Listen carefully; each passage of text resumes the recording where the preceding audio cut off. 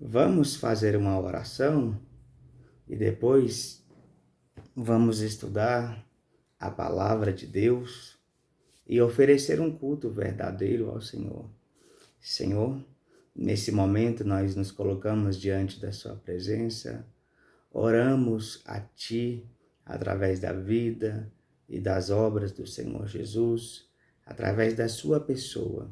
Ele é o nosso sumo sacerdote, o nosso bom pastor e o nosso Salvador.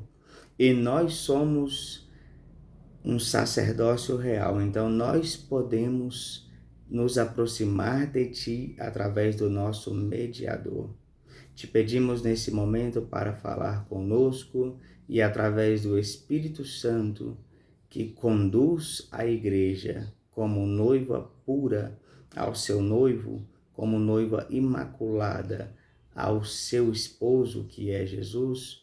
Nós pedimos a iluminação para aprendermos a palavra. Em nome de Jesus. Amém.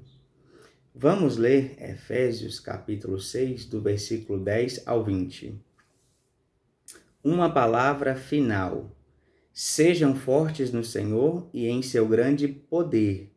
Vistam toda a armadura de Deus para que possam permanecer firmes contra as estratégias do diabo.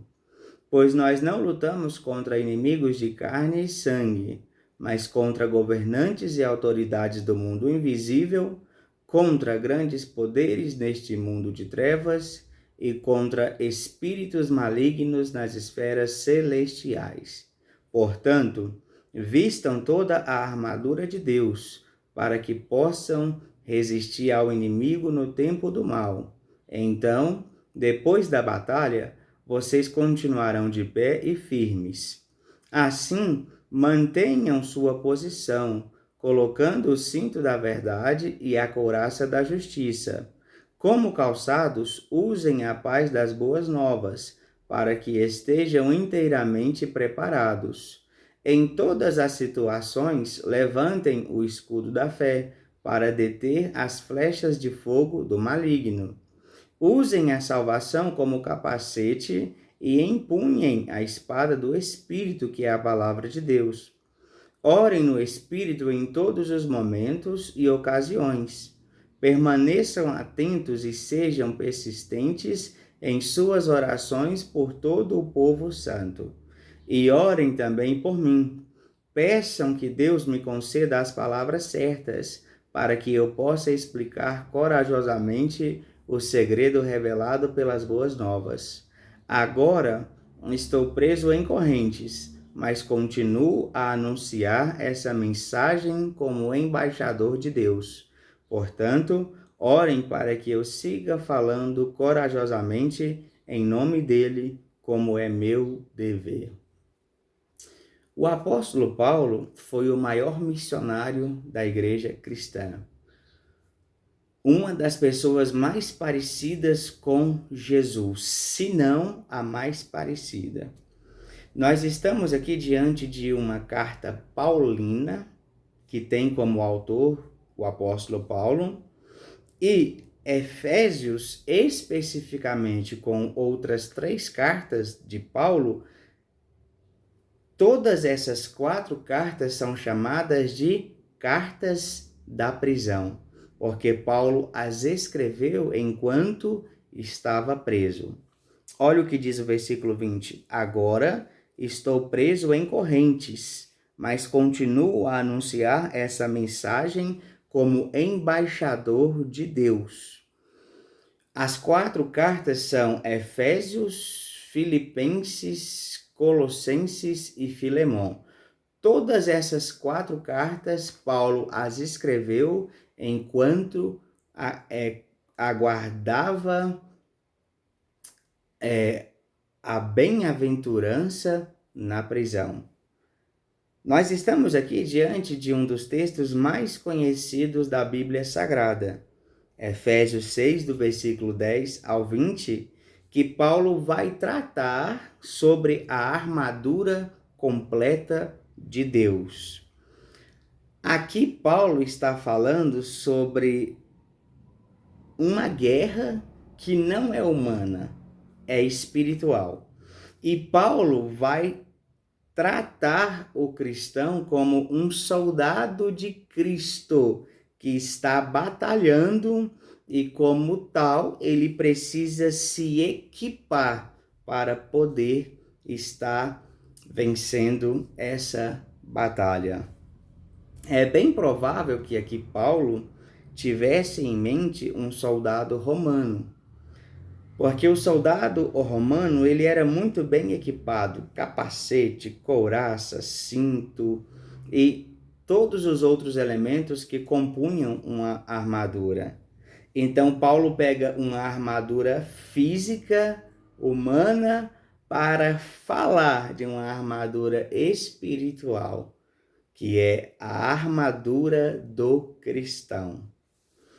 E o interessante é que Paulo, ele vai tratar com a igreja da cidade de Éfeso esse assunto por causa das perseguições que os cristãos enfrentavam naqueles dias.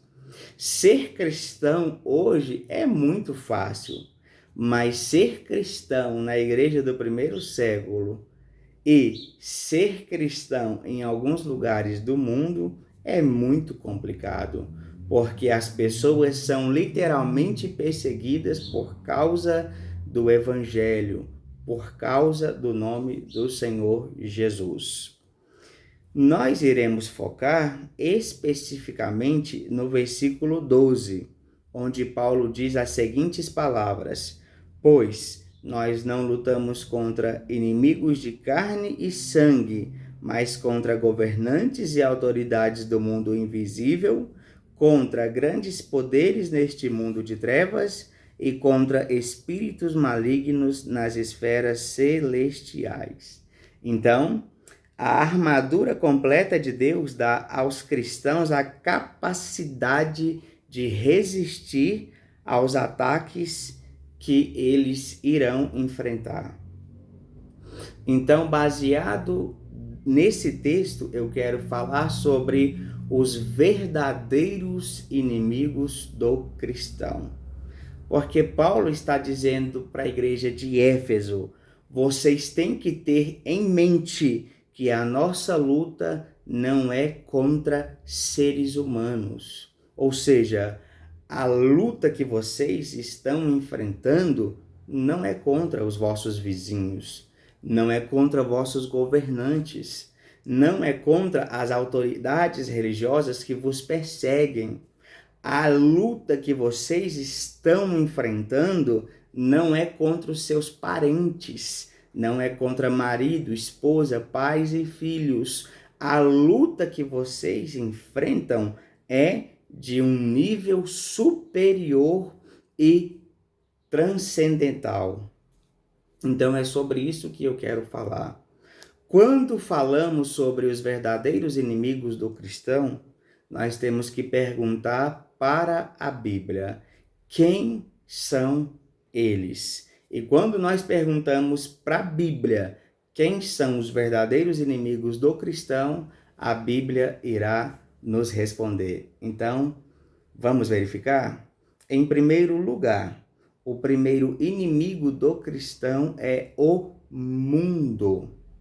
Mundo aqui é caracterizado por uma sociedade perversa, mentirosa e completamente contra a palavra de Deus.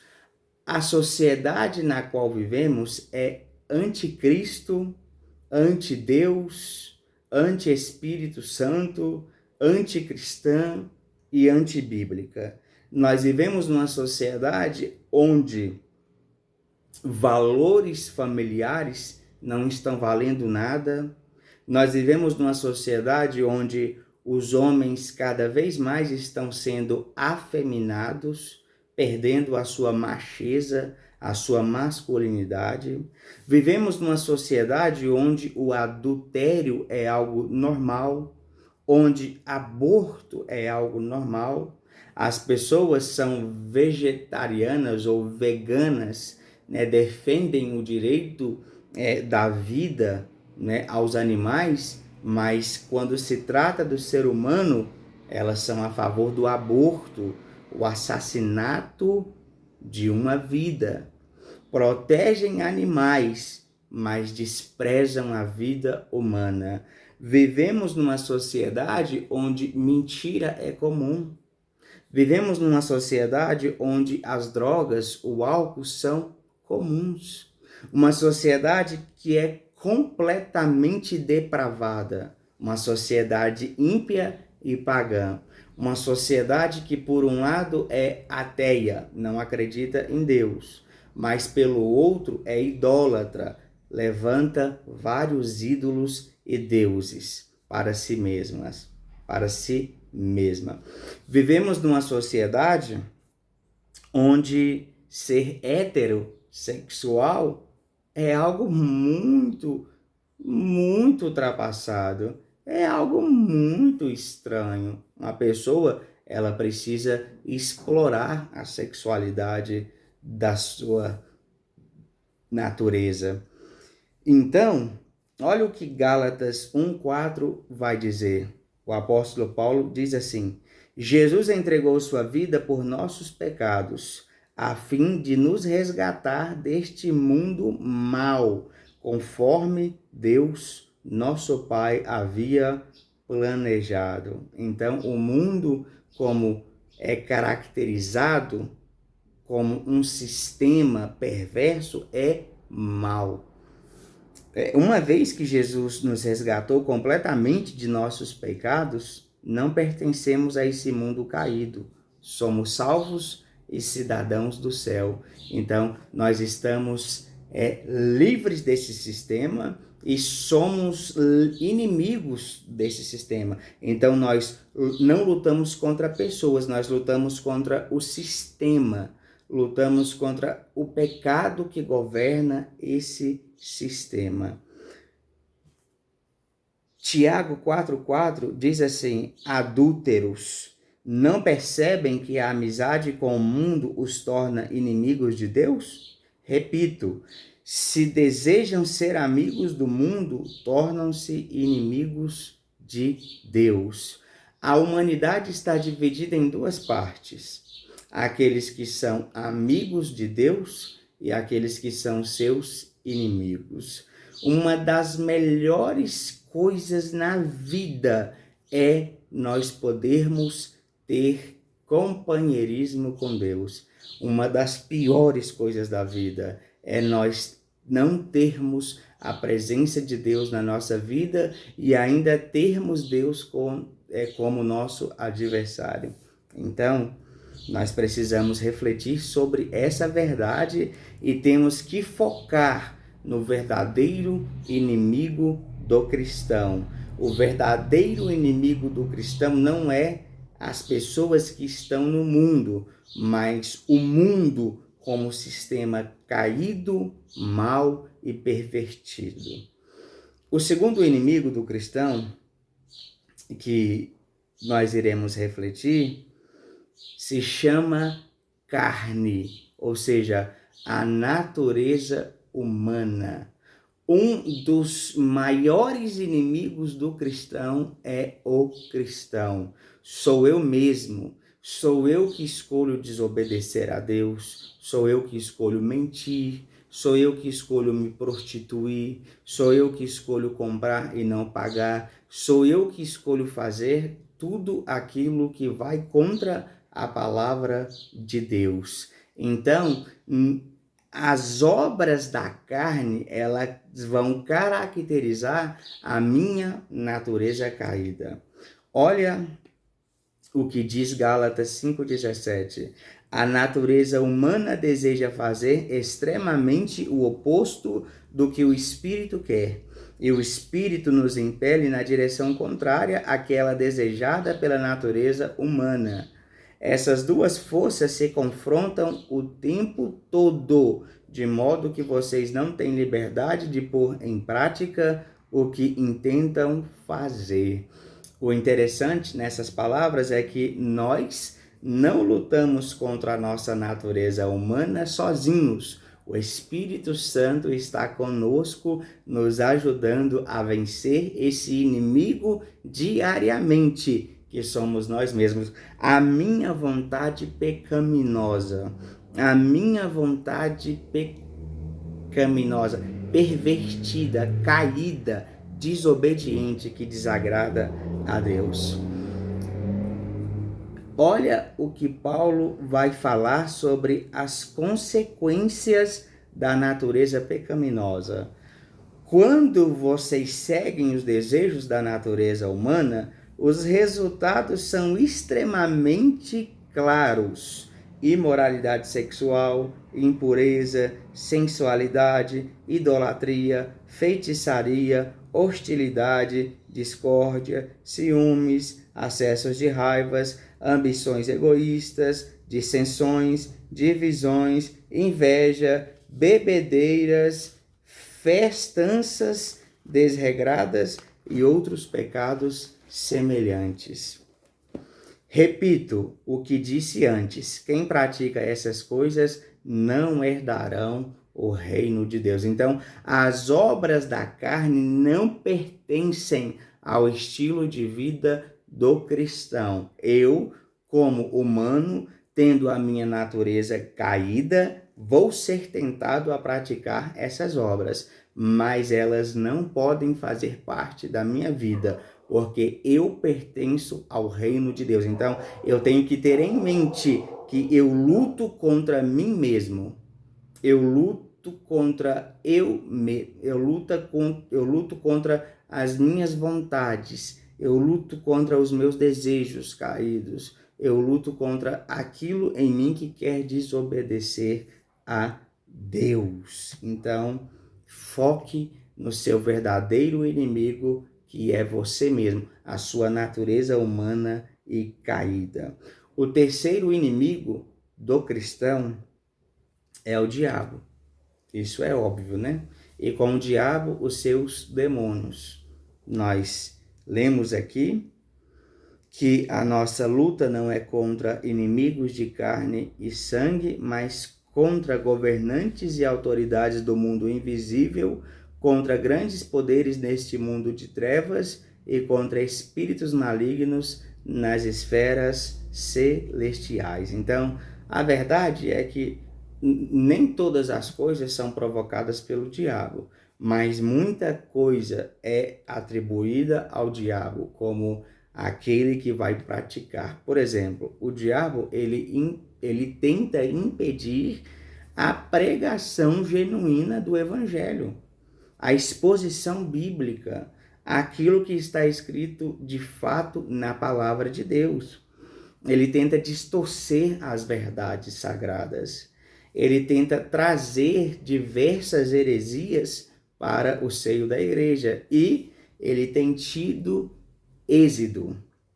Ele tem obtido grande sucesso, porque hoje o número de igrejas que se desviou da Bíblia Sagrada é enorme. O diabo, ele tem conseguido pegar a Bíblia e distorcê-la. E os falsos líderes pregam um falso evangelho, criam falsas ovelhas e produzem falsos frutos. É isso que nós temos visto. Uma falsa teologia bíblica, uma falsa adoração, um falso cristianismo, um falso reino de Deus, um falso evangelho. Nós temos visto todo tipo de erro dentro da igreja e o diabo, ele provoca isso, ele se opõe à pregação verdadeira e genuína da palavra de Deus. O apóstolo Paulo sofreu grande oposição em relação ao diabo no seu ministério.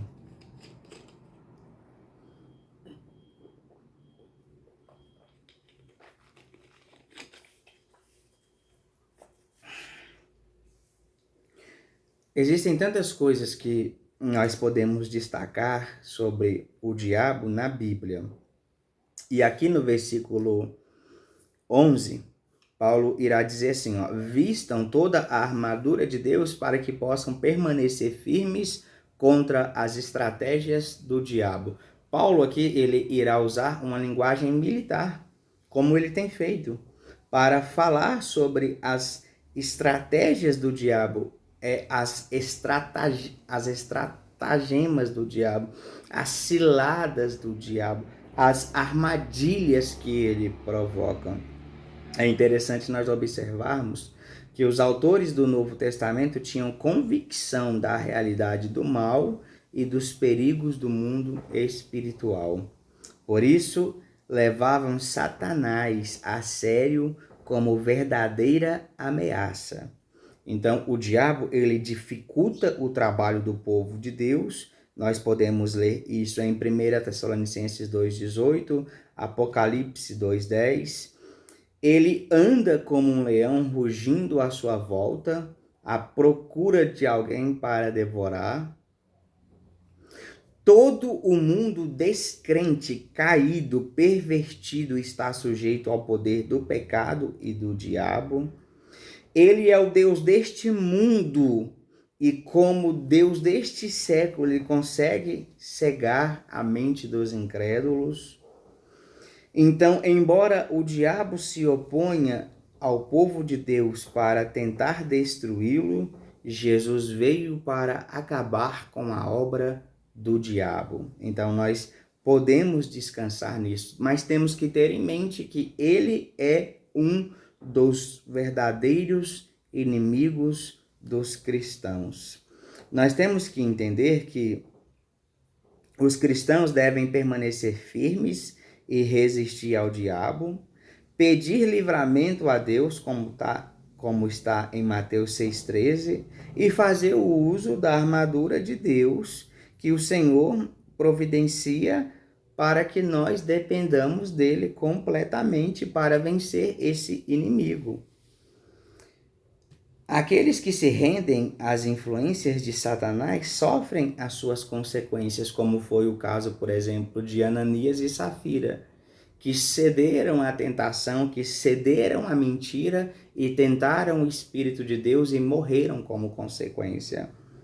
Os cristãos que caminham com Cristo, porém, estão seguros, pois sabem que a cruz quebrou o poder do diabo. E nós podemos ler essa sentença em Romanos 8, versículos 38 e 39, 1 Coríntios 15, versículo 24, Colossenses 1, 13, Colossenses 2, versículos 10 e 15, 1 Pedro, capítulo 3, versículo 22 e Apocalipse 12, 11. Agora, olha que interessante.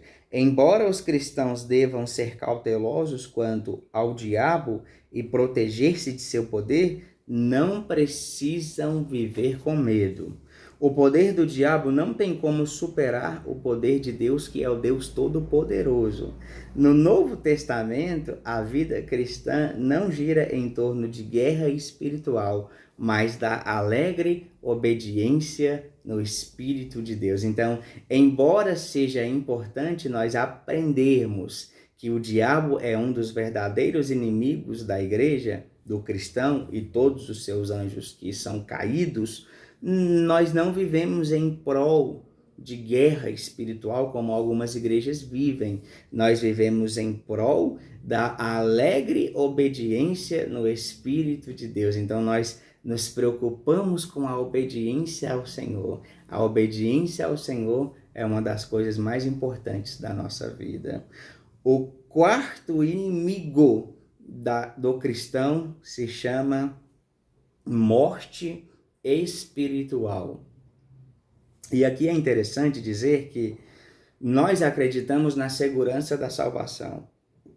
Acreditamos que numa perspectiva bíblica, sabemos que o cristão salvo jamais se perderá, porque a nossa salvação não depende da nossa força. A nossa salvação depende única e exclusivamente da obra de Deus através de Cristo na cruz do Calvário. Então nós somos salvos e ponto. Nós não iremos perder a nossa salvação. Mas isso de uma perspectiva divina. Nós perdemos a nossa salvação em uma perspectiva humana. Por exemplo, eu estou firme com Deus, estou caminhando com o Senhor, mas se eu tropeço amanhã e meto a cara nas drogas, meto a cara no álcool, me prostituo, traio a minha esposa, eu vou me sentir completamente perdido. Vou perder a alegria da salvação. Isso aconteceu com Davi, quando ele cometeu adultério e mandou matar o marido de Batseba, que era Urias. Ele perdeu a alegria da salvação, tanto que ele orou no Salmo: Senhor, devolva-me a minha alegria da salvação. Não significa que Davi perdeu a salvação, mas ele perdeu por um momento a alegria de ser salvo. E isso acontece com a gente. Então, isso nós chamamos de morte espiritual. É quando nós nos sentimos completamente afastados de Deus por causa do pecado. Então, nós temos que tomar cuidado com esse tipo de inimigo que existe. Nós perdemos o desejo de orar por causa do pecado, perdemos o desejo de ler a palavra de Deus por causa do pecado, perdemos o desejo de estar em comunhão com os nossos irmãos por causa do pecado, perdemos o desejo de evangelizar por causa do pecado. Nós vamos morrendo dia após dia por causa do pecado. Então, este é um inimigo real e que temos que tomar cuidado. A morte espiritual é quando, na nossa perspectiva, nós sentimos que estamos perdendo a alegria da nossa salvação. É quando nós sentimos que estamos nos afastando de Deus cada dia mais. Embora nós temos que ter em mente aquilo que a Bíblia Sagrada diz em Apocalipse 2:11. Quem tem ouvidos para ouvir, ouça o que o Espírito diz às igrejas. Quem for vitorioso não sofrerá o dano da segunda morte. Essa mensagem a Esmirna, a igreja de Esmirna, a igreja sofredora, ela foi dirigida à igreja de Esmirna, que era considerada a igreja sofredora. E aqui nós podemos ter em mente o seguinte: o fiel até a morte é descrito como sendo vitorioso, como vencendo a segunda morte, que significa receber a vida eterna. Então, numa perspectiva humana, nós perdemos a alegria da salvação, mas não perdemos a salvação na perspectiva divina. Mas tomemos cuidado com esse inimigo, tomemos cuidado com o pecado para não nos entregarmos a ele e nos sentirmos completamente mortos espiritualmente falando, desligados de Deus. E o quinto e último inimigo do cristão que eu destaco aqui é a morte física. É o último inimigo que será destruído. Olha o que diz Hebreus 2:15. Só dessa maneira ele libertaria aqueles que durante toda a vida estiveram escravizados pelo medo da morte. A morte do Filho de Deus como sacrifício pelo pecado destruiria o diabo ao tornar ineficaz o poder da morte. Então, ele tinha escravizado com medo da morte a humanidade, inclusive aqueles que hoje são salvos. Mas olha que interessante, com a morte de Jesus e a sua ressurreição, nós fomos tirados debaixo desse poder. E nós não precisamos mais temer a morte física. A morte física é um inimigo não apenas do cristão, mas de toda a humanidade. Mas só o cristão pode ter a convicção de que a morte já é um inimigo vencido e derrotado por nosso Senhor Jesus. Nós verificamos isso através das 3 ressurreições que ele operou durante o seu ministério: a ressurreição de Lázaro, a ressurreição da filha de Jairo e a ressurreição do filho da viúva de Naim. E a parte mais importante é que Jesus matou a morte e a derrotou quando ele mesmo ressuscitou depois de ter morrido numa cruz. Então, a morte é completamente destruída por nosso Senhor e Salvador Jesus Cristo. Então, esses são os inimigos verdadeiros do cristão que eu quis expor para vocês aqui.